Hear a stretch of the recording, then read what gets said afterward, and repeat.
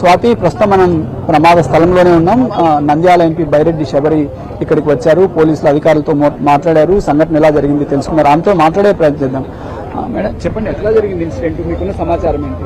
ఇది పొద్దున 3-3:30 ప్రాంతంలో ఇది ప్రైవేట్ ట్రావెల్ బస్సు మన హైదరాబాద్ నుండి బెంగళూరు బౌండ్ బస్సు. ఇది దాదాపు 40 మంది ప్యాసింజర్స్ ఈ బస్సులో ట్రావెల్ చేస్తున్నారు.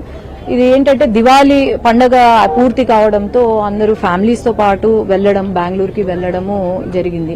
40 మందిలో 19 మందిని మేము ఐడెంటిఫై చేయగలిగాము. హాస్పిటల్లో అడ్మిట్ చేసి ట్రీట్మెంట్ తీసుకుంటున్నారు.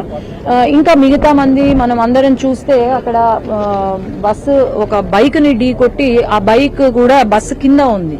అది fuel tank, direct collision to the fuel tank ఇక్కడ విట్నెస్ కూడా ఆపోజిట్ డైరెక్షన్ నుంచి వస్తున్నారంట.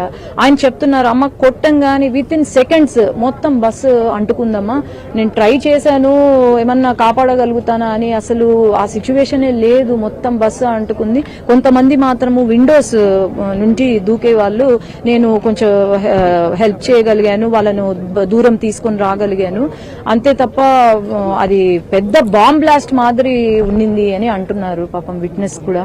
అదే ఇటువంటి సిచ్యువేషన్స్ చాలా బాధాకరమైన సిచ్యువేషన్. ఎందుకంటే 19 మంది ఐడెంటిఫై అయ్యారు. మిగతా వాళ్ళు మీరు చూస్తే పూర్తిగా బాడీస్ కాలిపోయి ఉన్నాయి కాబట్టి ఐడెంటిఫై చనిపోయారు అనేది ఏమన్నా క్లారిటీ? అదే దాదాపు 40 మంది ఇప్పుడు వరకు మాకు అందిన సమాచారం. 39 మంది ట్రావెల్ చేస్తున్నారు. దాంట్లో 19 మందిని మేము హాస్పిటల్ కి షిఫ్ట్ చేశాం. ఇంకా మిగతా వాళ్ళు అంటే మీరు ఇంకా ఎంతమంది అనేది కౌంట్ చేసుకోవచ్చు.